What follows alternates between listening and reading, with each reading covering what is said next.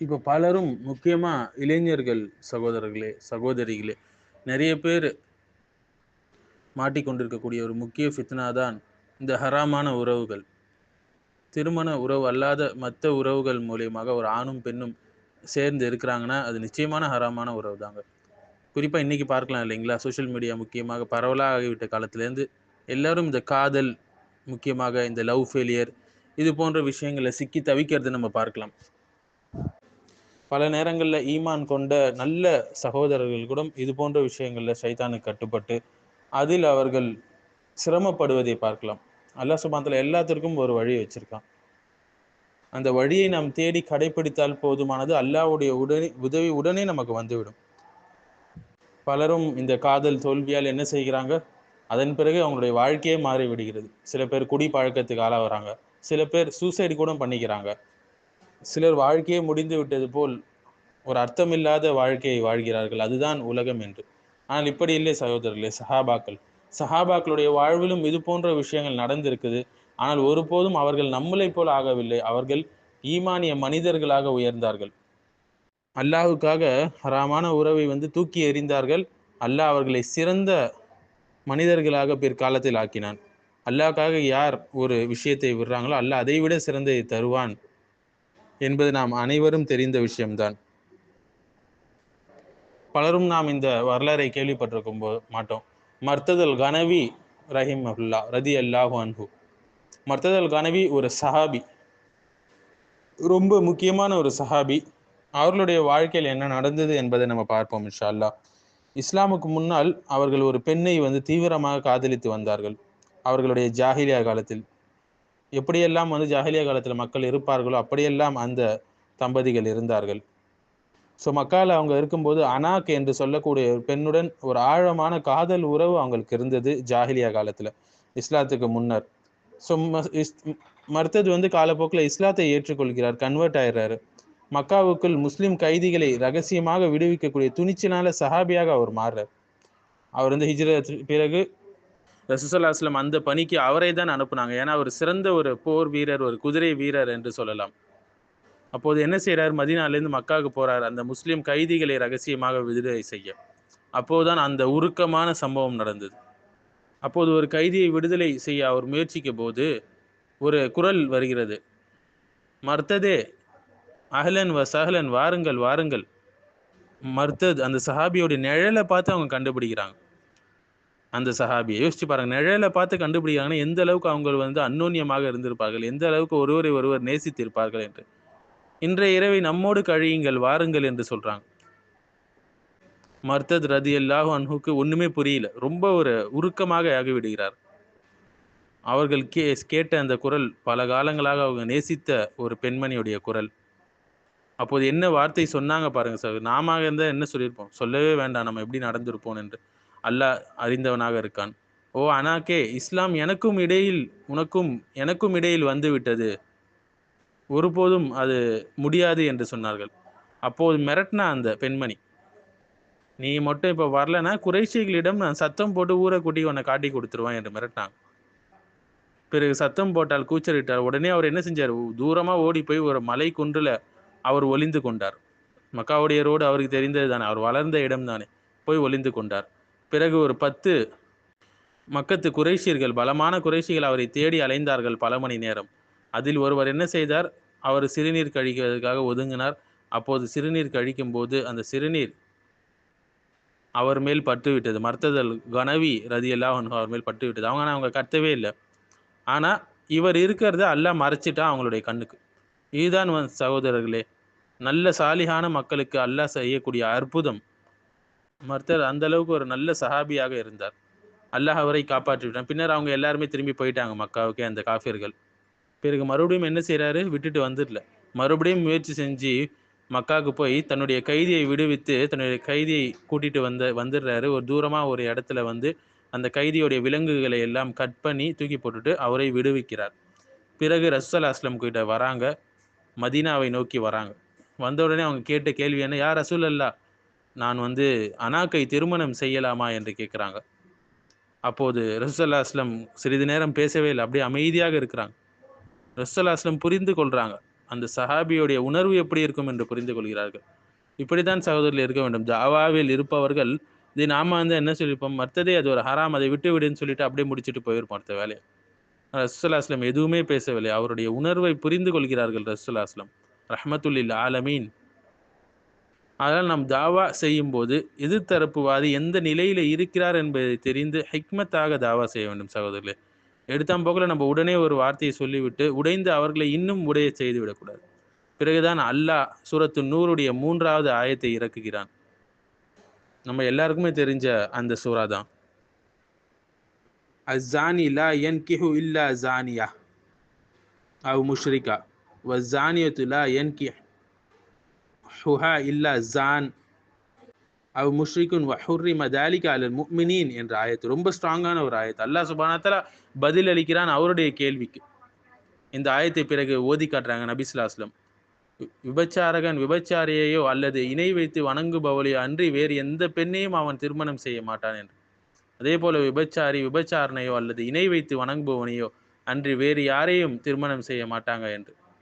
இது மூமின்களுக்கு விளக்கப்பட்டதாக இருக்கிறது என்ற இந்த ஆயத்தை அவங்க ஓதி காட்டுறாங்க. என்ன செய்தார் அவர்?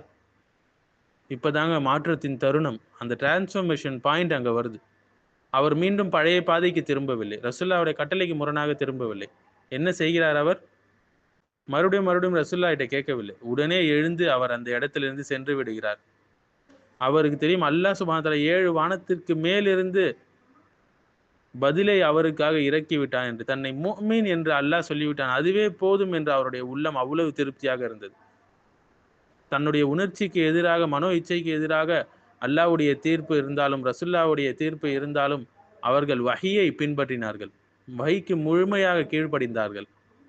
அவருடைய காதல் தோல்வி அடைந்திருக்கலாம், ஆனால் அவருடைய ஈமான் அந்த இடத்துல வெற்றி பெற்றது. தன்னுடைய காதலை அவர் இழந்து விட்டார் அல்லாஹ்விற்காக, ஆனால் அல்லாஹ்வை அந்த இடத்தில் அவர் கண்டுபிடித்து விட்டார். ஸோ எல்லாருக்கும் வரக்கூடிய ஒரு சின்ன உணர்வு இந்த காதல் என்பது, குறிப்பாக இந்த காலகட்டத்தில் அது ஒரு இயல்பான ஒரு உணர்வு, தவறில்லை. ஆனால் அந்த உணர்வை கொண்டு எப்படி நம்ம பிறகு நடக்கிறோம், ஹலாலான பாதையில் அது கொண்டு போகிறோமா இல்லை ஹராமான பாதையில் கொண்டு போகிறோமா என்றது தான் முக்கியம். ஹலாலாக என்றால் அந்த பெண்ணுடைய வழியை சந்தித்து திருமணத்திற்காக நாம் பேச வேண்டும். ஹராமாக சென்றுவிடும் என்றால் இன்றைக்கு இருக்கக்கூடிய பிள்ளைகள் எப்படி சேட்டிங் பண்ணிக்கிட்டு ஊர் சுற்றிட்டு இருக்கிறாங்களோ அது போல இருக்கக்கூடாது. அப்போது அது ஹராமாக மாறி விடுகிறது. இன்று பார்க்கலாம் இல்லைங்களா, காதல் தோல்வி ஆன உடனே நிறைய நபர்கள் என்ன செய்கிறாங்க, தவறான முடிவுகளுக்கு போகிறாங்க.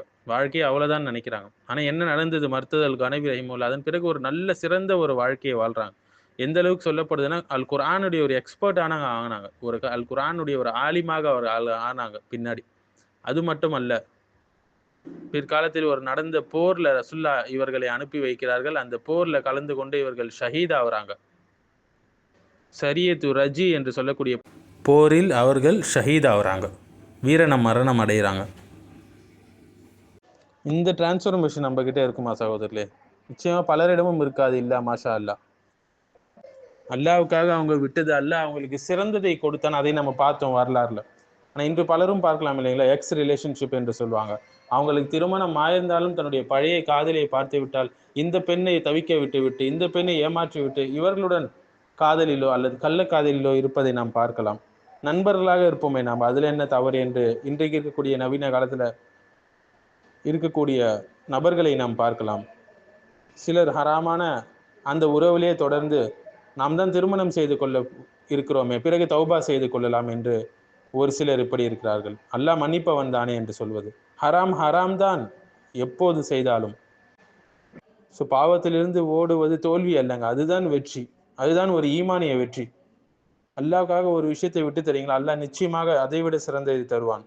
அல்லாஹ்வுக்காக ஒரு விஷயத்தை இழந்தார், அல்லாஹ் என்ன செஞ்சான்? அல்லாஹ்வுடைய நெருக்கம் அவருக்கு கிடைத்தது, சிறந்த ஒரு மரணம் அவருக்கு வந்தது. சில உறவுகள் அல்லாஹ்வுக்காக நாம் முடித்து கொள்வோம், ஆனால் அல்லாஹ் சுப்ஹானஹு வ தஆலாவுடைய உறவு நம்மளுக்கு பலமாக ஆகும். உணர்ச்சிகளுக்கு எதிராக நம்மளுடைய மனோ இச்சை இருந்தாலும் நாம் வஹிக்கு கட்டுப்பட வேண்டும். அதுதான் நமக்கு எல்லா காலத்திலும் சிறந்ததாக இருக்கும். பாவத்திலிருந்து ஓடுவது தோல்வி அல்லங்க, அதுதான் வீரம். ஹராமில் தொடங்கிய உறவு ஹலாலில் முடிவதில்லை. ஹராம் செய்த அந்த காலகட்டங்கள் எல்லாமே பாவமாகத்தான் எழுதப்படும். இது அல்லாஹ்வுடைய சோதனை. பலரும் ஆனால் இதில் வெற்றி பெறுவதில்லை. அல்லாஹ் பாதுகாத்த சில நபர்களை தவிர.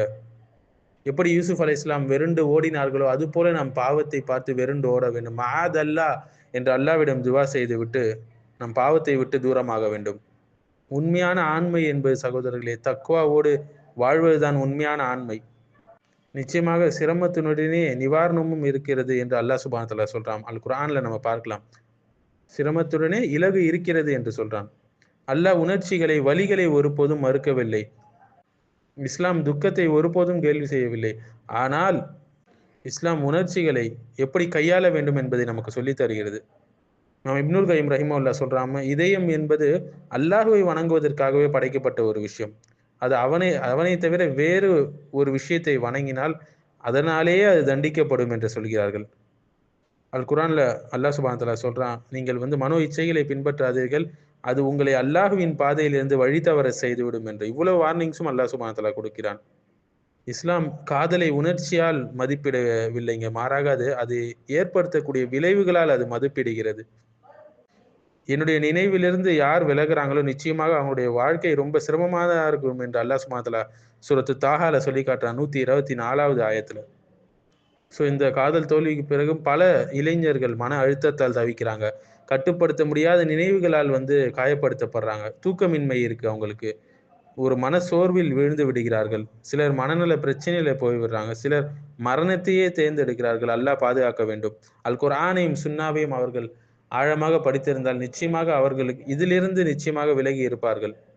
உணர்வுகள் என்பது பாவம் இல்லைங்க, மாறாக அதற்கு சரணடைவதே பாவமான விஷயமாக இருக்கு. அல்லாஹுவை தவிர மற்றவர்களை யார் சமமாக நேசிக்கிறாங்களோ நிச்சயமாக அவர்களுக்கு வலியை தான் உணர்வார்கள். ஒரு கண்மூடித்தனமான காதல், அல்லாஹ்வை விட ஒரு பெண்ணை நேசிக்கிறார் ஒருத்தர் என்றால் இது ஷிர்க்ல அவரை கொண்டு போய் விடக்கூடிய அளவுக்கு பாரதூரமான ஒரு செயலாக இருக்கு. அந்த நபரின் ஈமானை காப்பதற்காக அல்லாஹ் அந்த காதலை அந்த இடத்துல உடைக்கிறான். அது அவரை சொர்க்கத்துக்கு இட்டு செல்கிறது. அவர் சிறந்த மனிதராக அதன் பின்னர் வாழ்ந்தார் என்றால். சுகமான நேரங்களில் நாம் அல்லாஹ்வை நினைவு கூர்ந்தால் கஷ்டமான நேரங்களில் நிச்சயமாக அல்லாஹ் நம்மை அறிந்து கொள்வான், நமக்கு உதவி செய்வான். திர்மிதில வரக்கூடிய அழகான ஹதீஸாக இருக்கு. அல்லாஹ் உங்களுக்கு வழங்கக்கூடிய நீங்க அல்லாஹ்வுக்காக விட்டீங்கன்னா அந்த ஹராமான உறவை, அல்லாஹ் உங்களுக்கு ஒரு சிறந்த துணையை தருவான். அல்லது வலுவான ஒரு ஈமானை, உறுதியை உங்களுக்கு தருவான். உள்ளார்ந்த ஒரு அமைதியை தருவான். மனப்பக்குவத்தை தருவான். அல்லாஹ்வை விட கருணையாளன் யாராவது இருக்கிறாங்களாங்க? நிச்சயமா கிடையாது. அல்லாஹ் ரஹ்மானாக நீங்கள் அங்க காண்பீர்கள். உங்களை ஹராமான ஒரு உறவில் இருந்து அல்லாஹ் அந்த இடத்துல பாதுகாக்கிறான். உங்களுடைய மறுமையை அல்லாஹ் காப்பாற்றுகிறான். அதை பலரும் உணர்வதில்லை. உங்களுடைய இதயம் அந்த இடத்தில் உடைகிறது என்றால் அது உங்களை அழிக்கிறதுக்கு இல்லைங்க, அதை நீங்க புரிஞ்சு கொள்ளணும். பிறகு அவனுடைய இதயத்தில் அல்லாஹுடைய நினைவு வருகிறது. மர்ததல் கனவி ரலியல்லாஹு அன்ஹுடைய வாழ்க்கையில இளைஞர்களுக்கான நிறைய படிப்பினைகள் இருக்குங்க. யாரெல்லாம் அல்லாஹ்வுக்காக ஹராமான ஒரு உறவை விடுறாங்களோ நிச்சயமாக அல்லாஹ் அதை விட சிறந்ததை தருவான். இதுதான் நம்ம எண்ணத்துல ஓடிக்கொண்டே இருக்க வேண்டும். இவருடைய வாழ்க்கையிலிருந்து நிறைய படிப்பினைகளை நாம் எடுக்க முடியும். சமூக அழுத்தம் ஈமானுக்கு அளவுகோல் கிடையாது. எல்லாரும் செய்றாங்களே நானும் செய்றேன் என்றால் அது ஹலால் ஆகாது. ஹராம் ஹராம் தான். ஹராமான உறவுகள் ஒருபோதும் அமைதியை தராது என்பதை நாம் புரிந்து கொள்ள வேண்டும். தற்சமயத்துக்கு ஒரு சந்தோஷத்தை தரலாம், ஆனால் நிச்சயமாக ஒருபோதும் மன நிம்மதியையும் அமைதியையும் அது தராது. இறுதியில் வலிகளோடு தான் அது கொண்டு போய் நம்மளை சேர்க்கும். தக்வாவுடைய பாடத்தை நாம் கற்றுக்கொள்ள வேண்டும். உணர்ச்சியை அடக்குவது பலவீனங்கள் இல்லைங்க, அதுதான் தக்வாவுடைய அடிப்படையே. மேலும் கீழ்ப்படிதல் எப்படி இருக்கணும் என்பதை இந்த சஹாபியுடைய வரலாறுல இருந்து நம்ம தெரிஞ்சு கொள்ளலாம். உடனடியாக அவங்க என்ன செஞ்சாங்க? அந்த குர்ஆனுடைய ஆயத்துக்கு கட்டுப்பட்டாங்க. கொஞ்ச காலம் போட்டோமே என்று அவர்கள் தாமதிக்கவில்லை நம்மை போல.